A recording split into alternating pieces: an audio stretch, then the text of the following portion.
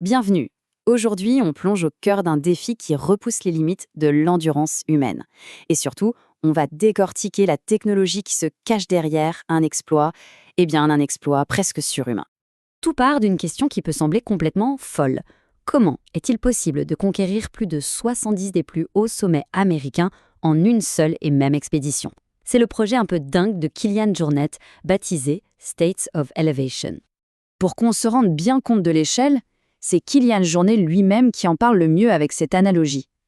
C'est pas juste une course, c'est un test d'endurance quotidien, absolument implacable, qui pousse le corps à ses limites, jour après jour. Alors pour vraiment saisir l'ampleur de ce projet, il faut regarder les chiffres de plus près. C'est là qu'on comprend le type d'équipement qu'un tel défi exige. Et l'enjeu, il est tout simplement colossal. Regardez ce chiffre, 3200 km. C'est la distance totale que Kilian Jornet doit couvrir, à la fois en courant et à vélo. Pour mettre ça en perspective, c'est un peu comme relier Paris à Moscou à la force des jambes. Sauf que là, le terrain de jeu, ce sont les montagnes parmi les plus sauvages d'Amérique. Mais ce n'est pas qu'une question de distance. Le projet est aussi d'une complexité incroyable. Il s'agit de relier plus de 70 sommets qui dépassent les 4200 mètres en traversant 3 des plus grandes chaînes de montagnes du continent. C'est une épreuve d'endurance totale sur des terrains radicalement différents les uns des autres. Et pour une mission aussi extrême, on s'en doute, l'équipement n'est pas un simple choix. Non, c'est une composante essentielle de la réussite. Chaque gramme compte, chaque détail est crucial. Dans une épreuve pareille, où chaque pas est compté, il y a un élément qui devient plus important que tout le reste, la chaussure. C'est l'unique interface entre l'athlète et des milliers de kilomètres de roches, de sentiers, d'asphalte. Ce choix n'est pas juste important, il est absolument vital. Et donc, l'arme choisie par Kilian Jornet pour cette mission, c'est elle, la N-Normal Kerak 02. Ce n'est pas juste une chaussure de trail parmi d'autres, c'est l'outil qui a été spécifiquement conçu et validé par l'un des plus grands athlètes d'endurance, pour son défi le plus audacieux. D'accord, mais alors, qu'est-ce qui la rend si spéciale, cette chaussure? Pour le comprendre, il faut plonger au cœur de sa conception. On va décortiquer ensemble la technologie qui la rend unique. En fait, la performance de la Kerak 02 repose sur un équilibre parfait entre 3 piliers fondamentaux. Décortiquons-les un par un. Tout commence par le contact avec le sol, évidemment. La semelle utilise la technologie Vibram Megagrip Light Base, c'est une référence absolue dans le milieu. Son but? Offrir une adhérence sans faille, que le terrain soit un rocher sec et brûlant du Colorado ou un sentier boueux dans les Cascades. Ça, c'est le véritable moteur de la chaussure. Cette nouvelle mousse innovante, elle n'offre pas seulement de l'amorti. Non, elle propulse l'athlète vers l'avant, kilomètre après kilomètre.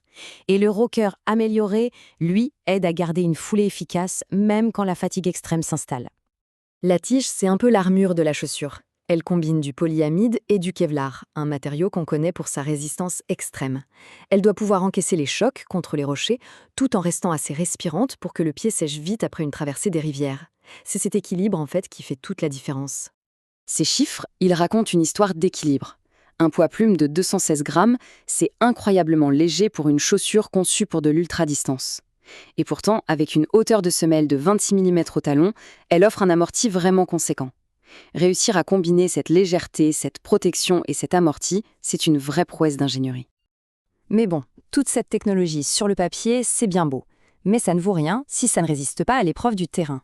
Et c'est là que la Kerak 02 a été véritablement validée, dans les conditions les plus extrêmes qu'on puisse imaginer. 1300 km, c'est la durée de vie qui a été testée pour une seule paire. Dans un projet où la logistique est un vrai casse-tête, savoir que son équipement va tenir la distance, ce n'est pas un luxe, c'est une nécessité absolue. Ça peut faire la différence entre la réussite et l'abandon. Et cette performance, elle a été prouvée en compétition. Avant d'être l'outil du projet States of Elevation, la Kerak 02 a permis à Kilian de monter sur le podium d'une des courses d'ultra-trail les plus prestigieuses du monde. C'est ça, la validation ultime. Bon, maintenant regardons le verdict final de celles et ceux qui l'ont testé sur le terrain, dans des conditions réelles. Le consensus des testeurs experts est sans appel, ils saluent son dynamisme, sa stabilité et son incroyable légèreté. La conclusion, c'est une chaussure qui est taillée pour la performance pure et qui s'adresse aux coureurs exigeants qui veulent repousser leurs propres limites, que ce soit sur un marathon ou un ultra de 160 km. Forcément, un tel niveau de technologie, ça a un prix. À 180 €, la Kirac 02 se positionne comme un équipement haut de gamme. Ce n'est pas juste l'achat d'une chaussure, en fait, c'est un véritable investissement dans la performance pour affronter les défis les plus exigeants. Finalement, la Kirac 2 n'est pas simplement un produit.